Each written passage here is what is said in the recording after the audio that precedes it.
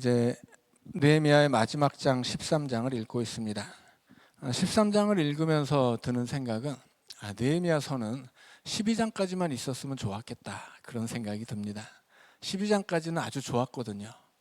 느헤미야가 총독으로 부임하면서 자기 민족을 위한 이 헌신하고 싶어 했던 마음, 그가 이 땅에서 하나님을 위해 공헌하고 싶어 했었던 그 귀한 마음들 이제 마음껏 이제 펼칠 장을 얻었습니다. 그를 돕는 부하 장수들도 있었고, 또 애초에 이 가나안에서 살고 있는 이스라엘 백성들 전체가 실은 바벨론에 많은 것을 두고 이 민족을 새롭게 세우는 이 귀한 사역을 위해서 헌신하기로 결단한 사람들이었거든요. 그래서 느헤미야뿐 아니라 그와 함께 왔었던 장수들, 또 이스라엘 백성들의 귀족들, 성경에서는 이제 민장들이라고 하죠. 또 일반 백성들에 이르기까지 자기 민족에 대한 어떤 자긍심과 그 민족을 다시 세우겠다는 결단과 우리 민족을 통해 이루어질 하나님의 역사, 이런 것을 바라는 소망과 비전들, 이런 것들이 아주 굉장한 것이었습니다. 이제 느헤미야가 총독으로 부임하면서 이제 결정적인 계기를 얻게 되죠. 그동안 충분히 사람은 적었어도 그 사람들에게는 헌신할 수 있는 믿음과 열정과 결단이 있었고, 주변에 이방인들이 많아서 힘든 점도 있었지만 이스라엘 백성들이 하나로 뭉치면 얼마든지 이길 수도 있었습니다. 그래서 그런 기회들을 이제 계기를 느헤미야가 제공한 것이죠. 이 민족을 이끌어갈 지도자 한 사람이 그렇게 앞에 나섬으로써 이스라엘 백성 전체가 자신들이 원했던 그 소망을 향해 다 같이 이제 걸음을 내디딜 수 있게 되었던 것입니다. 그래서 성벽을 세우고 그 성벽 안에서 말씀을 듣고 그 말씀을 사모하며 회개하고 새로운 삶을 결단하고, 그리고 성전 봉헌식까지 이제 마쳤습니다. 거기까지는 굉장히 좋았습니다. 그런데 느헤미야가 이제 그렇게 이스라엘 이 예루살렘에서 잠깐 자리를 비우는 시간이 있었는데, 그 사이에 이스라엘이 완전히 망가져 버렸습니다. 그래서 13장으로 오면 느헤미야가 개혁을 하죠. 그러니까 이스라엘은 개혁이 필요한 상황이 되었다 하는 말씀입니다. 6절에 13장 6절에 보면 이제 느헤미야가 다시 이제 바벨론 왕 아닥사스다 32년에 왕에게 나갔다가 며칠 후에 왕에게 말미를 청하고, 이런 얘기가 있죠. 그냥 여기 본문을 읽으면 며칠만 다녀온 것 같지만 그럴 수는 없죠. 일단 거리가 1500km 이상이었습니다. 1500km 이상이니까 어마어마한 거리를 왕복을 해야 되는 시간이었고요. 또 여기서 며칠 후라는 말은 히브리어로 욤이라는 단어인데, 이것은 날 혹은 해, 날이나 해의 복수형이에요. 그래서 며칠 혹은 몇 년 이렇게 번역할 수 있는데, 오늘 본문에서는 며칠로 번역이 되어 있지만 그 거리나 느헤미야가 총독으로서 이 책임을 맡기 전에 그 왕에게 했었던 약속, 이런 것들을 생각해 보면 그렇게 쉽게 빨리 며칠 만에 올 수는 없었겠다 싶습니다. 그래서 많은 신학자들이 대략 10년 정도 걸리지 않았겠느냐, 그렇게 봅니다. 이제 느헤미야의 나이도 굉장히 많아졌겠죠. 그 거대한 제국에서 왕 다음 가는 자리를 차지하기까지도 세월이 많이 걸렸을 것이고, 총독으로서의 책임을 맡아서 고향으로 돌아와서 10년 동안 일을 했고요. 그리고 또 대략 10년 정도 페르시아에 돌아갔다가 다시 한번 총독으로 이제 임명을 받아서 자기 나라에 왔다면 아마 느헤미야의 나이는 굉장히 노년의 삶이었을 것입니다. 그런데 고향에 돌아왔더니 한마디로 그냥 개판이 됐습니다. 성전에는 11조 창고로 쓰던 큰 방을 암몬의 총독 도비아에게 내주었다라는 것에서부터 그냥 모든 것을 유추할 수 있을 정도의 사건이었습니다. 이 거룩한 성전 안에 이 제사장과 레위인들이 사용해야 할 양식 창고였는데, 이 양식 창고가 텅 비어 있고 그곳은 암몬 총독의 거처가 되어 있었다면 두말할 필요 없이 이것은 정말 막장이에요. 그래서 이 느헤미야가 그 도비아의 모든 생안을 다 밖에다 끄집어냈다라고 말씀드렸는데, 단순히 이것은 뭐 물건을 정리하고 방 하나를 깨끗한 것이 아니라 그렇게 이방인들과 어떤 타협점과 이 동맹을 통해서 이스라엘의 어떤 그 안전과 발전을 보장받고 싶어 했었던 타협하려는 세력이 있었다고 말씀드렸죠. 그런 세력이 없었다면 엘리야십 개인이 한 개인으로서 감히 성전의 방 하나를, 더군다나 그것이 11조 창고였는데 그런 큰 방을 내주는 일은 뭐 있을 수 없는 일이었다라고 하는 것입니다. 그래서 느헤미야가 도비아가 쓰던 방을 정리하고 깨끗이 하고 다시 이 양식 창고로 쓰게 했던 일은 단순히 방 하나를 정리한 것이 아니라 이 이방인들과 타협하려는 세력을 끊어내는 사건이었다. 그들의 의도를, 그들의 계획과 진행하던 일들을 다 없애버린 일이었다라고 말씀을 드렸습니다. 이제 오늘 우리가 함께 읽은 본문 속에서는 이 느헤미야의 개혁 첫 번째가 성전의 개혁이었다면 두 번째는 11조의 개혁이라고 말할 수 있습니다. 10절에 보면 레위 사람들이 받을 몫을 주지 않았다고 하죠. 그 받을 몫이 바로 11조입니다. 원래 레위 사람들은 예루살렘 인근에서 마을을 형성하고 살았다고 우리가 배웠죠. 그들이 마을을 형성하며 살았던 이유는 예루살렘 성터에 들어와서는 살 수가 없는 형편이었고, 언제든 이 성터가 온전해지고 이 성벽이 세워지고 성전이 재기능을 하게 되면 우리는 바벨론에서부터 품고 온 소망에 따라서 찬양하며 살겠다라고 하는 마음으로 예루살렘 주변에 마을을 형성하고 살았던 거예요. 그런데 느헤미야가 어떻게 합니까? 성벽이 지어짐과 동시에 레위인들을 다 성 안으로 들여요. 그러면 그들은 이제까지 자기가 가지고 있었던 모든 이 집과 터전을 다 버리고 성 안으로 오는 것입니다. 그래서 레위인들의 생계는 전적으로 백성들이 바치는 11조로 이어졌어야 해요. 그런데 11조가 들어오지 않은 거죠. 그래서 어떻게 되냐면 그 직무를 행하는 레위 사람들이 다 각자 자기 밭으로 도망갑니다. 왜냐하면 뭐 흙 먹고 살 수는 없으니까 벌어먹고 살아야 되죠. 11조로 생계를 보장해 주지 않으니까 어쩔 수 없이 사역을 포기하고 이제 먹고 사는 일에 나서게 됩니다. 그러면 어떻게 되겠어요? 예배가 진행될 수 없죠.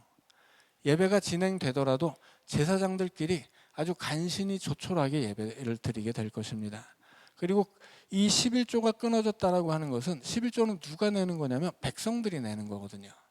백성들이 성전에 대한 관심과 그 성전에서 하나님을 예배하는 신앙이 그만큼 사라졌다는 뜻입니다. 그래서 이제 이 성전은 망한 상태예요. 그래서 느헤미야가 왜 하나님의 전을 어찌하여 버림바 되었느냐 이렇게 말하는 것입니다. 성전은 지어져 있지만 또 버려져 있었다라고 하는 것입니다.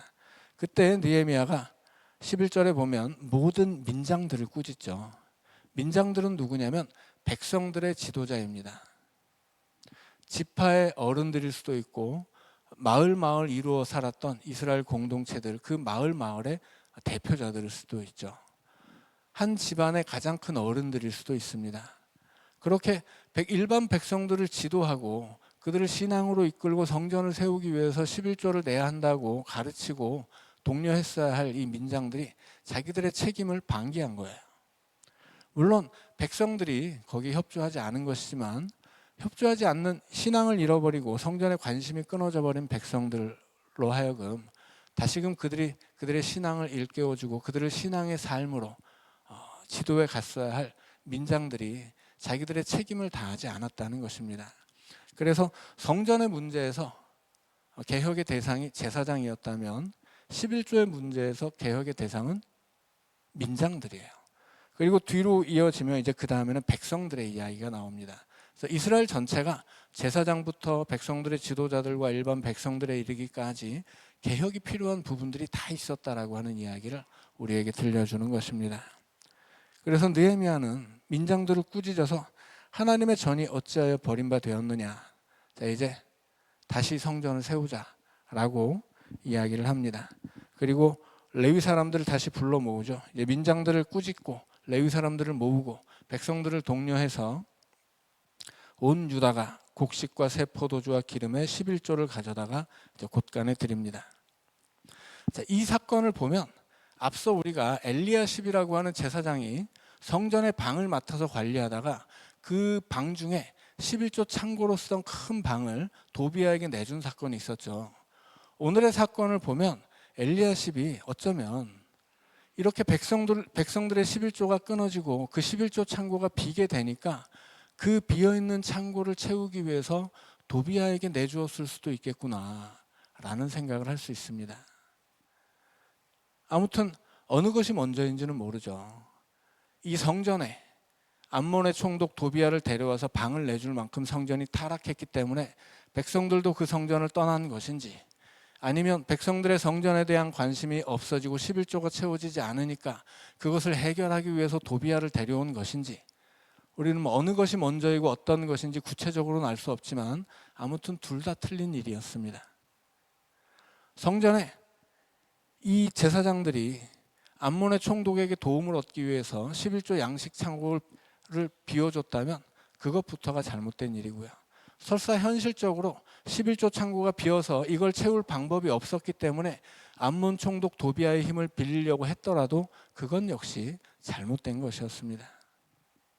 11조를 들여놓는 이 양식 창고를 채우는 것, 이것 자체가 중요한 일이기는 하지만 그 중요한 일을 행하는 과정도 정당해야 한다고 하는 거죠.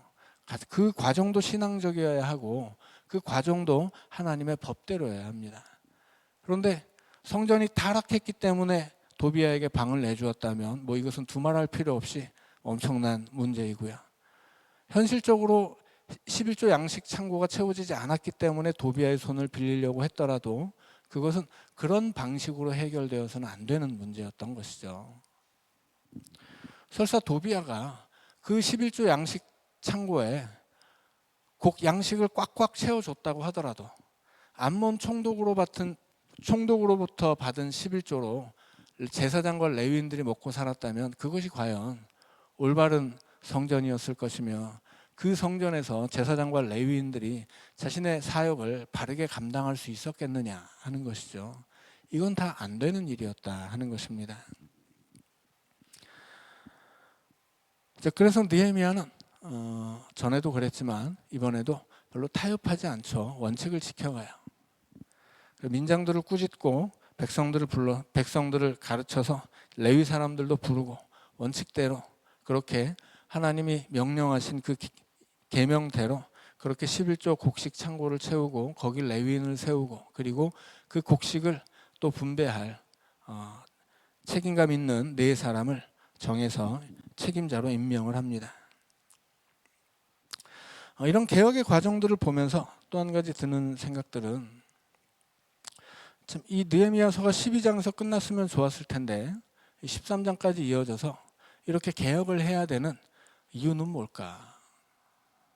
어쩌다가 이스라엘이 바벨론에서 70년간 일구었던 삶의 터전을 다 버리고까지 예루살렘에 돌아왔다면, 그런 열심과 믿음과 결단이 있었다면, 그리고 고향에 돌아와서도 그 많은 어려움들을 이겨내고 성전을 세우고 성벽까지 세웠다면 이들을 통해서 이스라엘의 새로운 역사가 시작되고 또 이스라엘이라는 나라와 민족이 다시금 부흥의 역사를 맞이했으면 좋았을 텐데 왜 이렇게 이스라엘은 다시 한번 쪼그라들게 되었을까?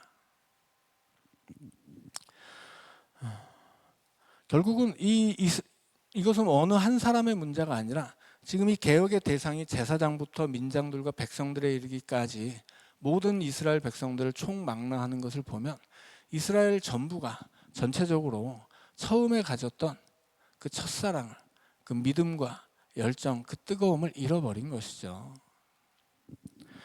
실은 우리가 살다 보면 무엇이든지 좀 처음엔 열심히 하다가도 나중에는 좀 그 열심히 식어버린 일들이 많습니다. 이것은 뭘 하든지 마찬가지, 어떤 기쁨도 그렇고 어떤 면에서는 참 다행인 것은 슬픔도 그렇게 무뎌지고 마모되면서 우리가 버릴 수 있어서 감사하긴 하지만 우리가 이 믿음이라고 하는 것도 그렇게 언제나 열심을 가지고 뜨겁게만 살아갈 수는 없는 것이죠. 그래서 이스라엘 백성들의 역사를 보면 그렇게 정말 하나님의 군사가 되어서 하나님을 대신하는 전쟁을 치르고 승리를 얻었던 빛나는 역사도 있지만 곧 그 하나님을 버리고 거의 망해가듯이 이방인의 침략을 받고 괴롭힘을 당하던 시절들도 있습니다. 어쩌면 이런 이스라엘의 굴곡, 역사의 굴곡들은 우리의 인생과 닮아 있어요. 우리의 믿음과도 닮아 있죠. 어느 때는 막 열심을 내고 뜨거웠다가도 또 어느 때는 식어버리고 또 내가 어느 때는 막 헌신하고 공헌을 하다가도 또 어느 때는 오히려 문제를 만들어내기도 하고 어쩌면 이 이스라엘의 역사는 그렇게 우리의 모습을 그대로 보여주는 것 같습니다. 이렇게 개혁이 필요할 때 어떤 이 이스라엘 민족의 열심히 싣고 그 믿음이 이제 이전과 같지 않을 때 그것은 어떻게 회복될 수 있을까라고 묻는다면 저는 두 가지라고 생각을 합니다.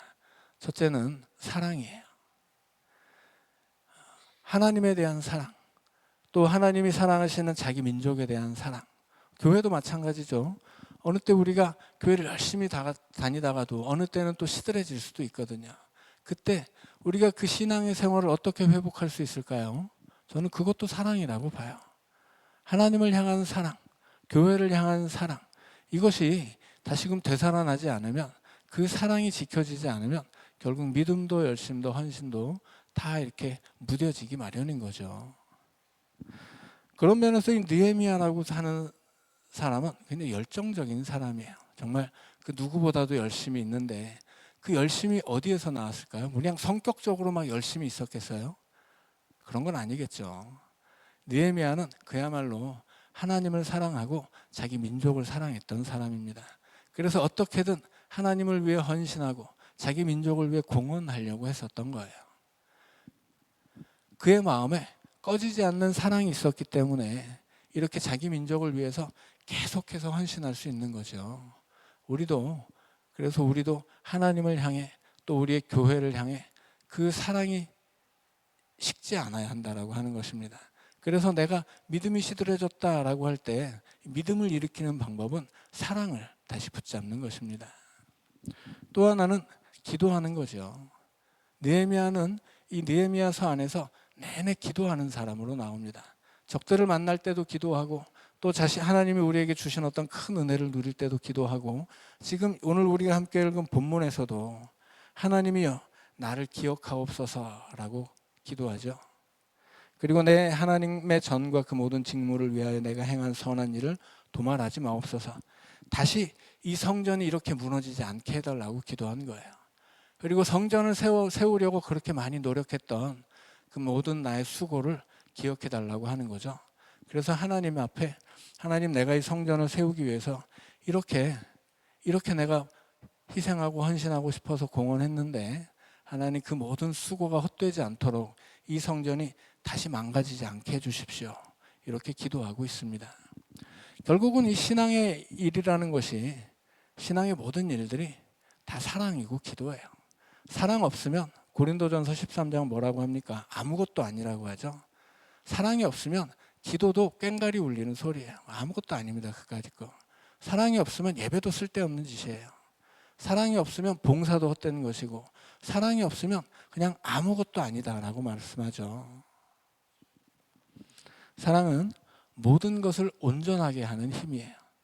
우리의 믿음도 예배도 기도도 찬양도 그것을 가장 온전하게 만들어주는 것, 그것이 사랑이죠.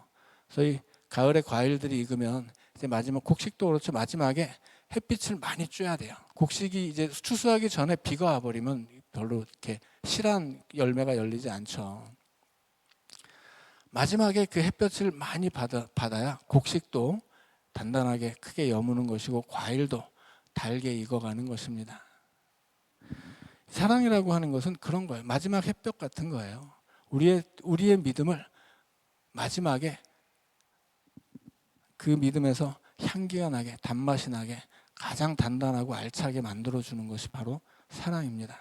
기도는 뭐예요? 기도는 하나님과의 관계죠. 우리가 늘 기도하지 않고서는 그 기도의 통로를 통하지 않고서는 하나님의 은혜고 능력이고 받을 방법이 없어요. 그러니 우리가 이 무너져 다시 무너져 버린 이 이스라엘을 보면서, 다시 이 무너진 이스라엘을 세워가는 느헤미야를 보면서 우리가 느헤미야의 자기 민족을 향한 사랑과 하나님 앞에 드리는 기도를 배워서 우리도 이 세상을 살면서 우리 가정을 위해, 교회를 위해, 나라를 위해, 또 내 삶을 위해, 내 믿음을 위해, 내 헌신과 봉사를 위해서 그렇게 늘 사랑을 품고 기도하는 연동의 가족들 될 수 있기를 우리 주님의 이름으로 축원합니다. 함께 우리 기도하죠.